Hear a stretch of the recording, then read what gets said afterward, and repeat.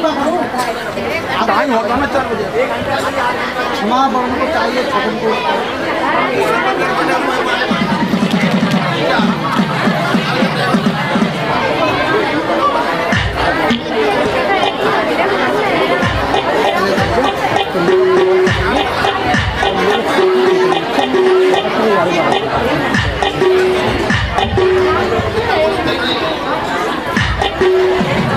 परम पूज्य बुद्धे भगवान का सिंह है आकर के बुद्धे भगवान का स्वागत करेंगे।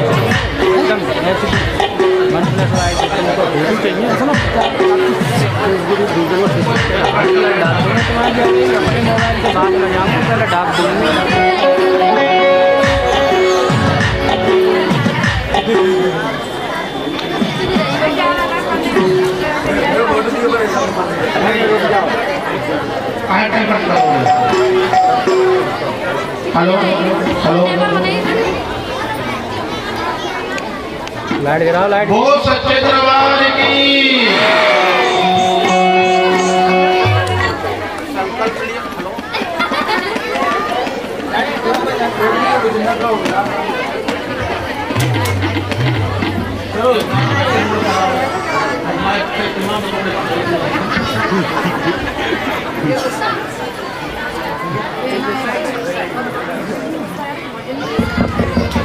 हेलो हेलो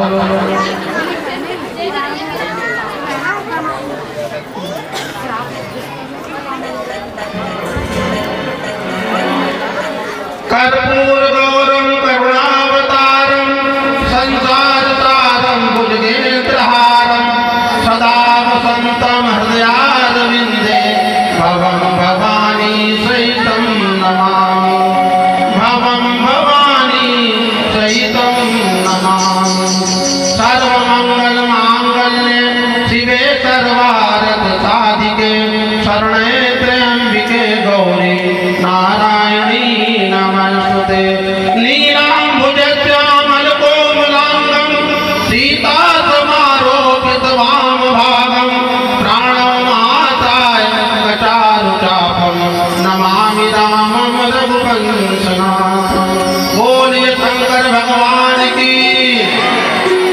आइए सबसे पहले हम भोले बाबा के दरबार में चले, जिनकी शरण में हम लोग बैठे हुए हैं, आप लोग बैठे हुए हैं और हमारी इज्जत कौन लगी हुई है।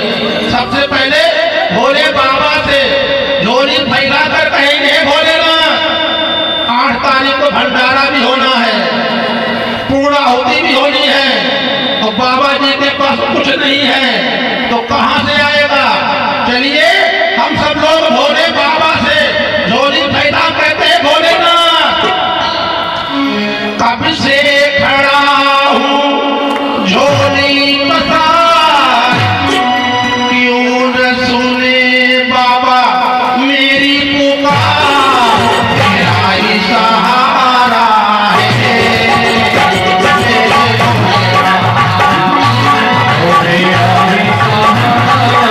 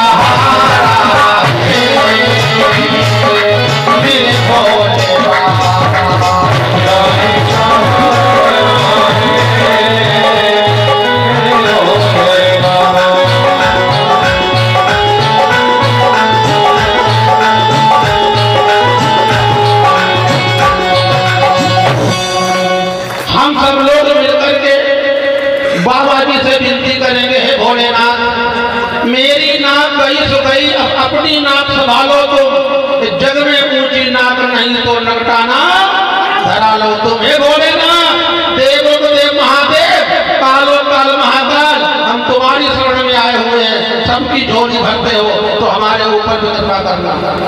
आप तो इसी गांव के, हम तो शहर परदेसी, हम तो परदेसी आदमी हैं। आकर के इनके विश्वास से इनके चरणों में आकर ठान तो दिया है, अब नैया को तुम ही पार करोगे और कोई नहीं पार कर सकता।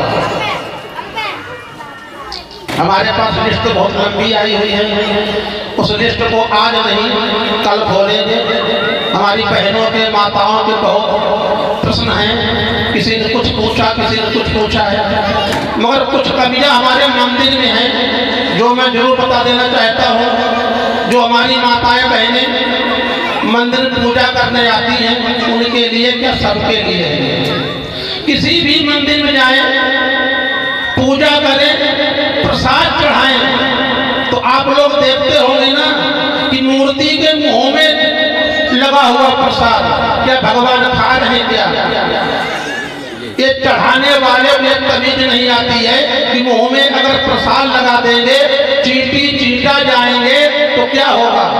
हमारे ऊपर एक चींटा चढ़ जाता है तो झाड़ते हैं उसको, और उनके मुंह पे कितनी चींटियां घूम रही हैं। तो आप लोगों से हमारा हाथ जोड़ विनती है, ये सनातन धर्म की मर्यादा को ठेस न पहुंचाए, किसी भी देवता को मुंह में नहीं, उसके सामने भगवान भाव का भूखा है कि भाव से एक फूल दे दो, वो भी मुझे स्वीकार है।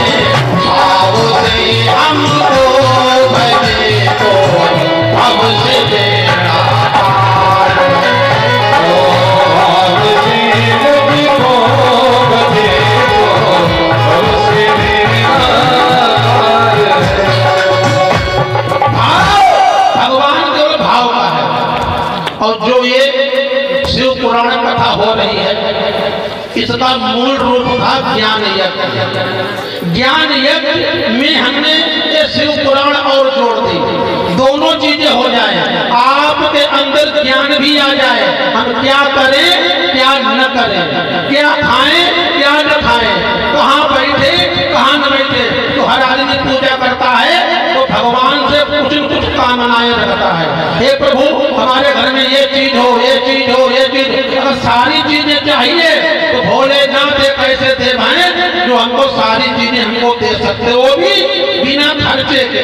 सभी देवताओं खर्चा है, भोलेनाथ तो कोई खर्चा नहीं। दूसरी चीज, हमारे इस मंदिर में पहले क्या होती है? आरती। आरती होने के बाद में और फिर क्या करेंगे?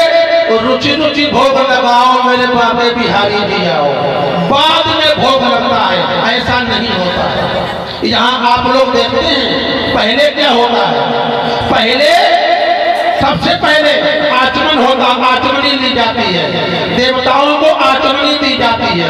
उसके बाद दीपक जलेगा, दीपक के बाद धूपबत्ती, धूपबत्ती के बाद भोग, और भोग के बाद आरती होगी।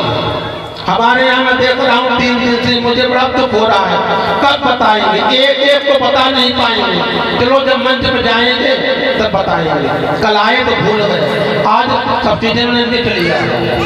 पहले आचमनी दी जाती है, यहाँ आप लोग पूजा करते हो तो पहले क्या होता है?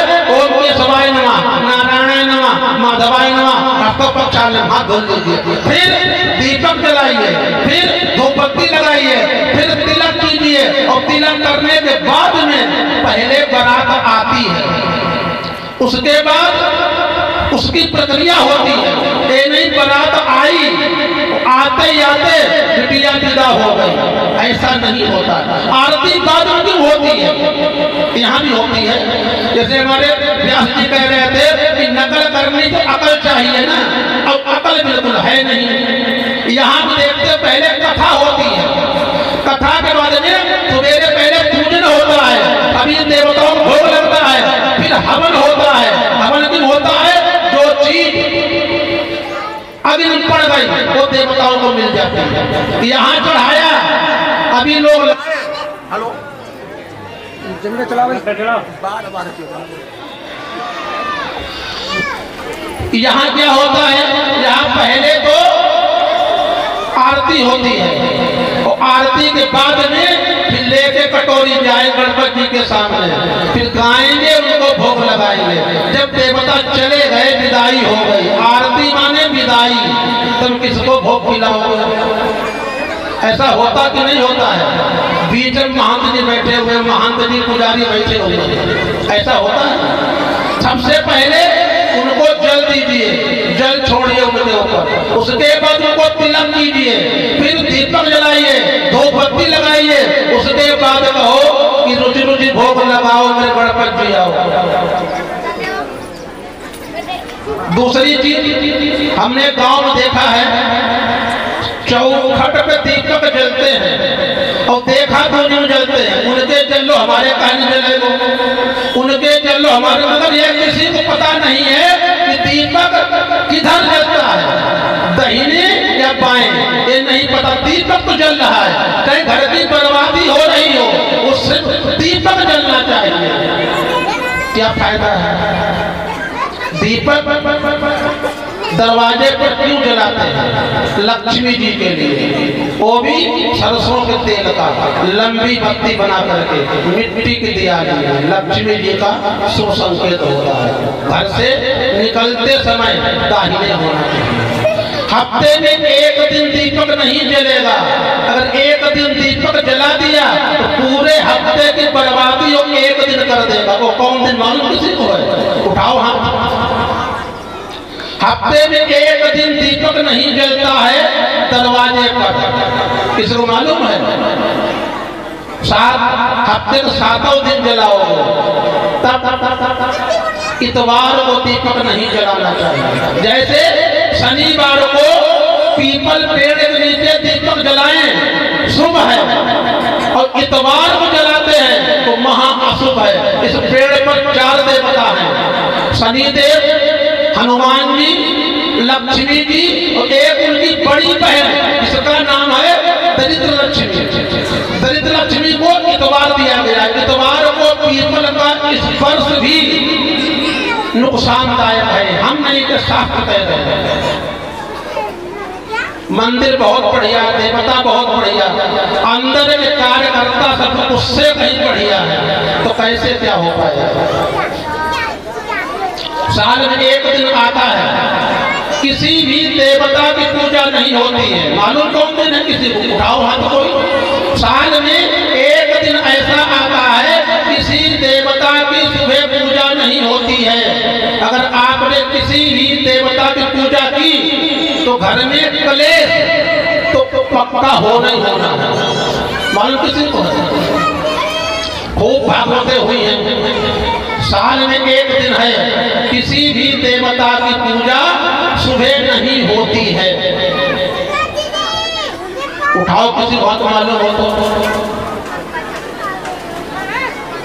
गुरु पूर्णिमा, गुरु पूर्णिमा के दिन सुबह किसी भी देवता की पहले पूजा नहीं होती। हर देवता अपने अपने गुरु की पूजा करता है, उसे गुरु पूर्णिमा कहते हैं, व्यास पूर्णिमा कहते हैं। और वैसे गांव में आषाढ़ी पूर्णिमा, आषाढ़ की पूर्णिमा होती है, उस दिन पहले गुरु की पूजा होगी कि हर देवता अपने गुरु की शरण में होता है।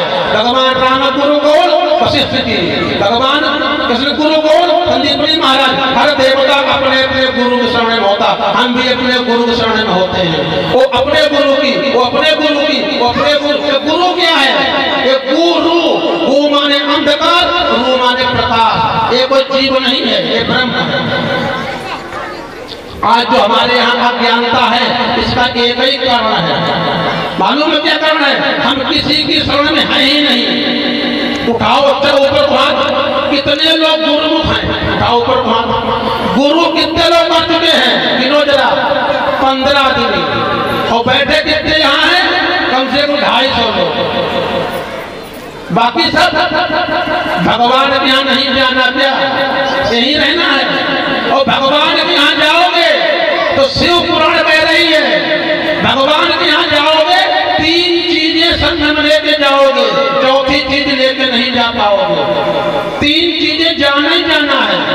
शिव पुराण में उमा संहिता में लिखा हुआ है, पार्वती जी ने शंकर जी से पूछा है, बोले तुम्हारे पास जो लोग आते हैं क्या लेकर के आते हैं? बोले 3 चीजें लेके आते हैं, चौथी चीज नहीं होती।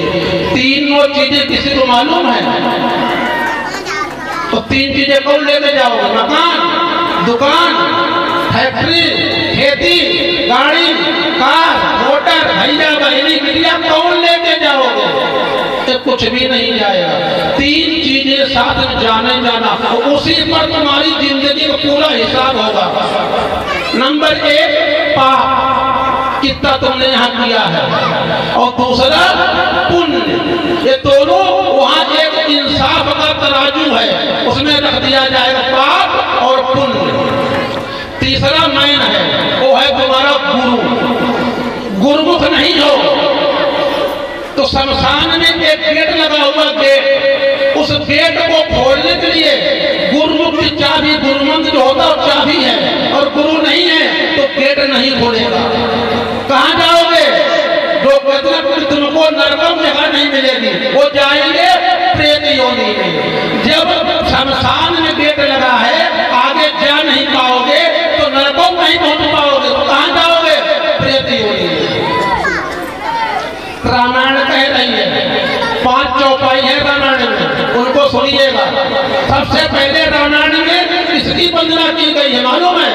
कि बंदहु गुरु पद पदुम परागा, सुरुचि सुबास सरसी अनुरागा। श्री गुरु, सबसे पहले गुरु वंदना की गई है। और हनुमान चालीसा कहा गया है, श्री गुरु चरण सरोज रज। श्री गुरु, गुरु यहाँ भी है, और रामायण में भी सबसे पहले गुरु है। और जब आप कहीं जाएंगे तो गुरु की आवश्यकता, आज ये लोग क्यों बैठे हुए ऐसे अंधकार में निगुरे हैं, इनको ज्ञान कहाँ मिलेगा? तुम्हारे गांव में आए, देखा तुम्हारे गांव की हालात, तो मुझे दया आ गई। आपने हमको आ गया तरस कि हमारा सनातन धर्म इतना पीछे जा रहा है, जिसको लेकर के हमारे भैया लोग सब जुड़ गए, आपको ज्ञान यज्ञ करवाने का मौका दे दिया। आज सब भोले के दरबार में आकर बैठे हुए हो, इसलिए बैठे पाने के लिए। और पाना है तो चाहे वृंदावन चले जाओ, चाहे अयोध्या चले जाओ, चाहे जहां चले जाओ, मगर किसी की शरण में चले जाओ। जाना दो तो चक्रवर्ती राजा दशरथ को भी जाना पड़ गया था, बिना गुरु के कन्यादान नहीं कर सकते हो, कर दीजिए, मान्य नहीं होगा। बिना गुरु गंगा जी स्नान, कोई दान माना नहीं जाता। जैसे बैंक में खाता है तुम्हारा, बैंक में खाता है तो पैसे कहीं डाल दीजिए और कहीं निकाल लीजिए, और बैंक में खाता नहीं है तो पैसे कहीं नहीं डाल पाओगे, न कहीं निकाल पाओगे। ये गुरु तुम्हारा कौन है? बैंक है। गुरु अगर है, साल में एक बार उसके पास चले जाइए, प्रणाम करके उसको कुछ दक्षिणा दे करके उसका आशीर्वाद लेके चले आइए। पूरे साल आप कहीं भी दान करेंगे, आपका खाता लिखा जाएगा। और गुरु नहीं है तो खाता तुम्हारा है ही नहीं, दान चाहे जहां करो। दशरथ जी जब चले कन्यादान करने के लिए तो रोक दिए गए थे, दशरथ जी आप राजा हैं, महाराजा हैं, मगर तुम्हारे गुरु नहीं, पहले गुरु करोगे तब करो कन्यादान। गुरु एक ऐसी चीज है, वो हमारे सनातन धर्म सब कुछ कर लेंगे, ऐसा कोई काम जो न करे। एक चीज नहीं करेंगे, मुंह में दांत नहीं रह गए, पेट में आंत नहीं रह गई, गुरु नहीं करेंगे तो कहाँ जाओगे? इसीलिए कहा गया है नरकों में जगह नहीं मिलेगी। तो जब नरक आगे जा नहीं पाओगे तो कहाँ जाओगे? प्रेत योनि। साल में एक दिन आता है। भगवान राम को भी गुरु की शरण में जाना पड़ा। कहाँ गए थे? विश्वामित्र की शरण में गए थे। भगवान भी होते हुए भगवान हैं तो कहाँ गए? विश्वामित्र की शरण में गए हैं। एक छोटी सी कथा आप सुने होंगे। सती अनसुईया के दरवाजे पर 3 संत पहुंचते हैं। काहे के लिए? गए परीक्षा लेने के लिए और मांग रहे भिक्षा। माता भिक्षा न दे और लेने गए परीक्षा की। दरवाजे में खड़े हैं, माता भिक्षा न दे। माता जी भिक्षा दीजिए मुझे। माता जी स्नान कर रही थी। स्नान कर रही थी, आवाज सुनी तो रुको मैं अभी आती हूँ, हमको जल्दी है। जल्दी सुनी तो भिक्षा लेकर के आई। थोड़ा गेट खोला, हाथ बाहर निकाला, भिक्षा दी तो कहे ऐसी भिक्षा ना स्वीकार, ऐसी भिक्षा नहीं देंगे। तो अब सैया बोली ऐसी भिक्षा लोगे? तो वो संत कह रहे हैं हमको निर्वस्त्र भिक्षा चाहिए, निर्वस्त्र। अब जैसे कहा उसकी आंख में आंसू आ गए, गेट बंद कर लिया। अंदर अकेले हैं, उनके पति अत्रि मुनि नहीं है। अब अनसुईया अकेले है तो मोबाइल नहीं था, फोन करके पूछ लेती। अब रो रही है पर भिक्षा न देती, भिक्षा नहीं दी और संत चले गए तो क्या दिया मालूम है? सती धर्म। और भिक्षा देती निर्वस्त्र तो क्या दिया? पति धर्म। अब दोनों धर्म गांव में लगे हुए हैं, अब अकेले रो रही है, क्या करोगी? है कोई रास्ता हमारे पास? अगर दोनों धर्म गांव में लग जाए, अगर भिक्षा नहीं दी और संत चले गए तो क्या दिया? सती धर्म चला गया। और अगर भिक्षा देती निर्वस्त्र तो क्या दिया? पति धर्म गया।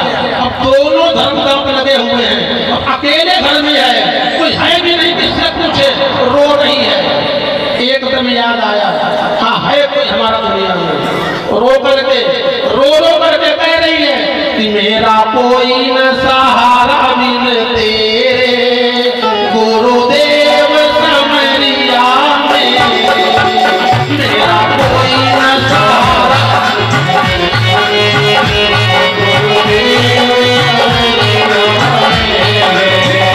मेरा कोई न सहारा बिन तेरे, गुरुदेव समरिया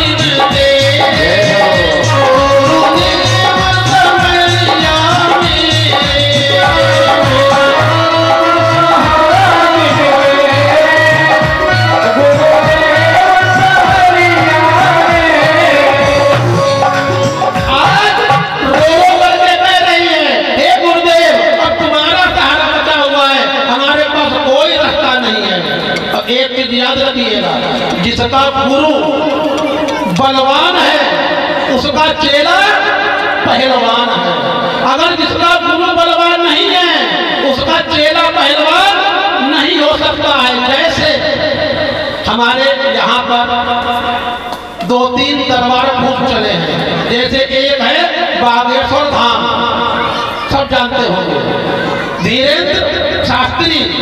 इनके गुरु जी जो हैं अपने आप में ब्रह्म है, दिखता नहीं आंखों से, आंखें नहीं है, मगर उनको 18 पुराण याद है, वो उनके गुरु जी हैं। और जिसका गुरु बलवान भाई, जिसका पिता अरल मंत्री है तो बेटा कम से कम ब्लाक मुक्त हो ही जाएगा। ऐसे ही गुरु में 3 चीजें देखी जाती हैं। गुरु कभी देखा तुझे मत कीजिएगा, ये हमारा आपसे विनती है, कहीं जाइए। नंबर 1, गुरु कोई जाति नहीं होती है, नंबर 1। नंबर 2, गुरु कोई शरीर नहीं होता है। नंबर 3, गुरु जब करे तो सबसे पहले उससे ज्ञान लें, उसके पास बैठे, देखें, जांचें, परखें कि हमारी समस्या का समाधान गुरु जी कर पाएंगे। अब तो गुरु मंत्र बेचे जा रहे हैं। जाओ अयोध्या, खरीद ले आओ।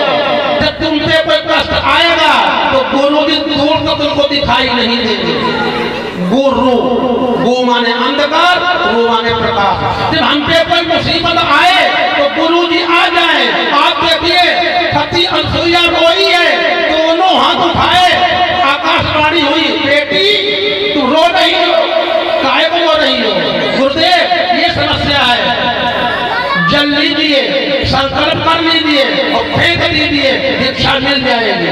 जल लिया, संकल्प किया और जैसे ही उनपे फेंका, आज क्या है, इतने इतने बड़े बच्चे बन गए। किसी का पैर पकड़ा है, किसी का हाथ पकड़ा है और ले गई घर में और जाकर डाल दिया कहाँ? पालने में। अब एक ही पालने में तीनों पड़े हैं, इनके ऊपर चढ़े हुए हैं। अब रो नहीं रही है, रो रही है मगर मुस्कुरा रही है। तब क्या कह रही थी, अब क्या कह रही है कि माता अनुसुईया ने डाल दिनों पालना, बोल रहे तीनों देव बन करके लालना।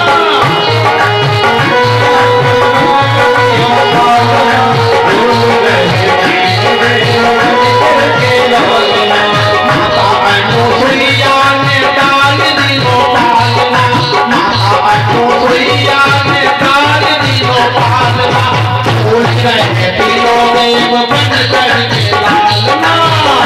अनुसुईया ने डाल दिनों पालना, बोल रहे तीनों देव बन करके लालना।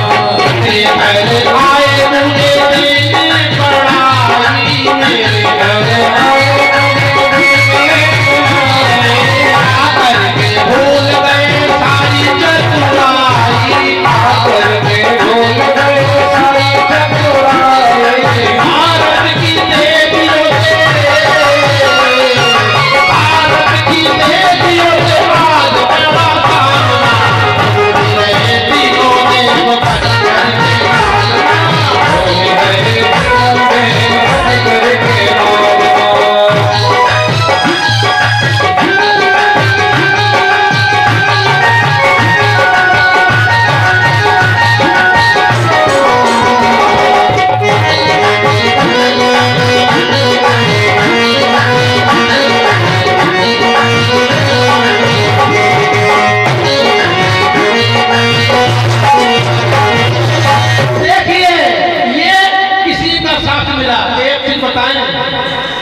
जब तुम पे कोई दुख पड़ेगा आपके अजमा लीजिएगा।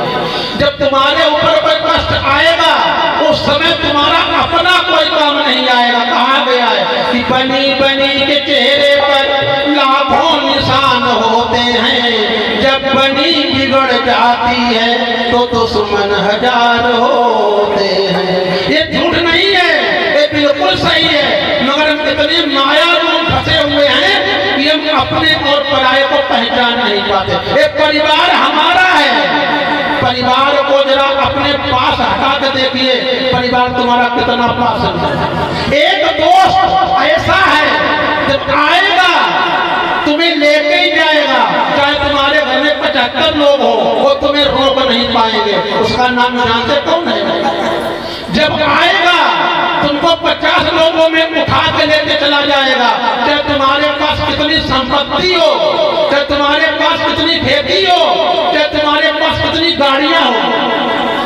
एक सत्य घटना, जब नरेंद्र मोदी सबसे पहले बने प्राइम मिनिस्टर, पहली बार जब बने तो पहले दिन जब वहां पर जाकर के उन्होंने शपथ ले ली तो अपने गुरु जी के पास गए। नरेंद्र मोदी गुरु जी हैं, हरिद्वार में हैं, उनका नाम सदानंद, सदानंद उनके गुरु जी हैं। उनकी उम्र 108 वर्ष भी हैं। उनके पास गए और देखिए संत से कहते हैं 5 मंजिल उनका आश्रम, 5 मंजिल, एसी है, कूलर है, सब कुछ लगा हुआ है, मगर महाराज जमीन पर रहते हैं, जमीन पे सोते हैं और जमीन पे ही रहते हैं। जब जिसका चेला प्राइम मिनिस्टर हो और उसका गुरु जमीन पर, जब गए देखा अपने गुरुदेव को, ऐसा कुछ सौभाग्य था। हम भी हरिद्वार में थे, जब नाम सुना हम भी गए, अपने गुरुदेव को देखा